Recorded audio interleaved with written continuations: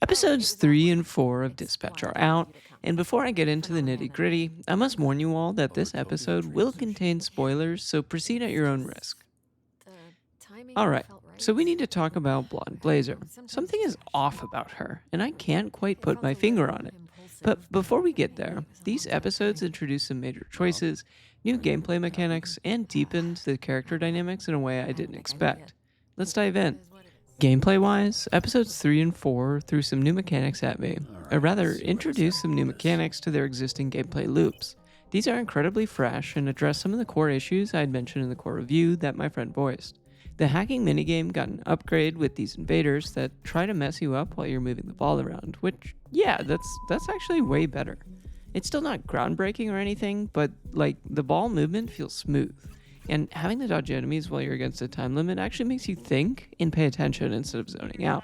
Then they added this auto deploy and sabotage mechanic where your heroes can just do things on their own. It makes them feel less like chess pieces and more like actual people with opinions, which is exactly what this kind of game needs. Especially Waterboy, who will auto assign himself to slots if not chosen in a while.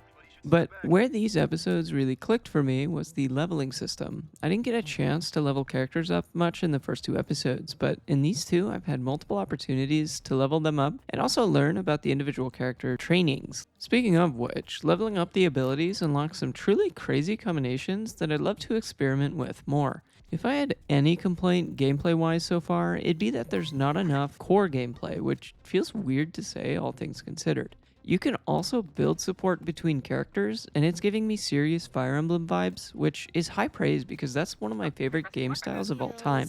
I'm definitely leveling up in Invisigal and Waterboy because so far they're my favorite characters. Speaking of Waterboy, the tense scene in the bathroom that he interrupts had me cackling.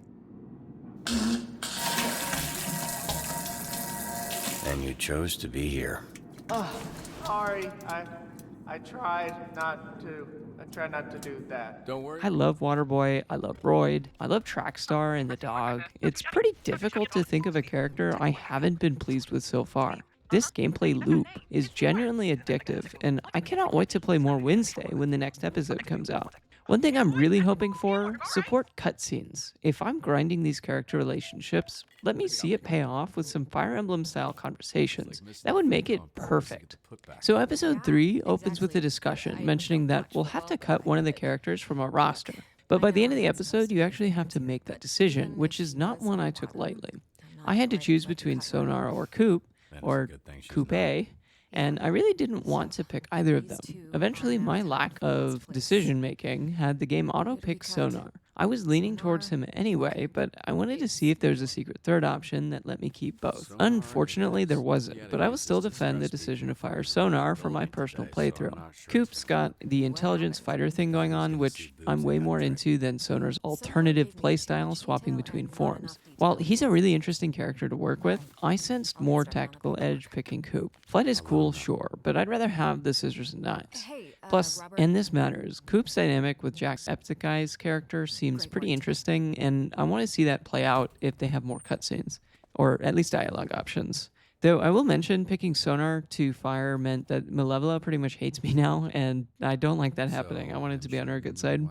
I've been trying to play Robert Robertson as the good guy leader, making choices that build the team up and keep morale high. Does it matter? Probably not. These games rarely let the dialogue choices move the needle in any meaningful way, but it helps my enjoyment, and sometimes that's enough. I'm building my own headcanon here, even if the game isn't tracking it.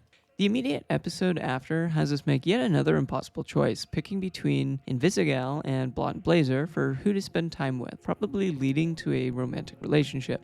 Look, I'm going to sound like a wet noodle when I say this, but I genuinely wouldn't want to date my boss or my underling. The power dynamics are weird, especially after starting a fresh new job. Robert Robertson is their leader. He's effectively managing these people. And the game keeps pushing these romance options where the workplace hierarchy makes everything feel off. Invisigal, she's got that I can fix her energy. And yeah, it's messy, but at least it feels like there's actual chemistry there. The awkwardness is the point. She's complicated, morally gray, and the tension makes sense. Blonde Blazer, though, that relationship continues to feel forced in a way that I can't get past. Every interaction between her and Robert Robertson lands wrong. It's not that she's a bad character, it's that the dynamic the game is trying to sell me isn't clicking for me. So, yeah, I'm Team Invisigal, even though the power dynamic still makes me a little uncomfortable. And at least with her, the discomfort feels intentional. But speaking of what feels wrong, let's address the thumbnail. Something is off about Blonde Blazer. And I need to talk about it. I don't quite yet think she's evil. I'm not saying she's secretly a villain or that there's some big twist coming where she betrays the team. But there's this uncanny quality to her that I can't shake. Every scene with her feels slightly wrong in a way that goes beyond awkward romance stuff. She's too something, too polished, too insistent.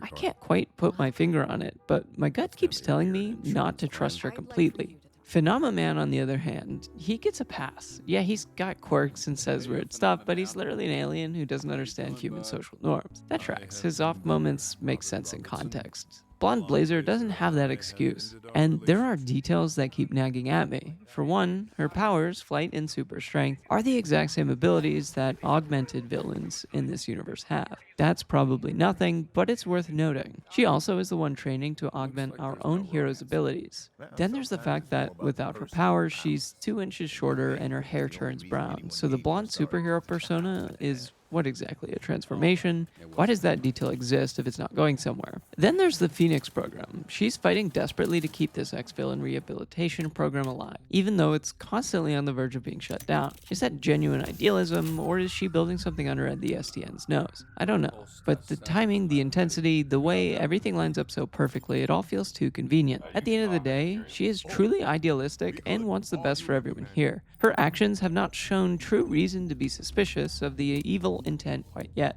However, I do think there is more than meets the eye with her character. I believe I've seen some fan theories out there suggesting she may be Shroud's daughter, or maybe some other connection to Shroud, the main villain.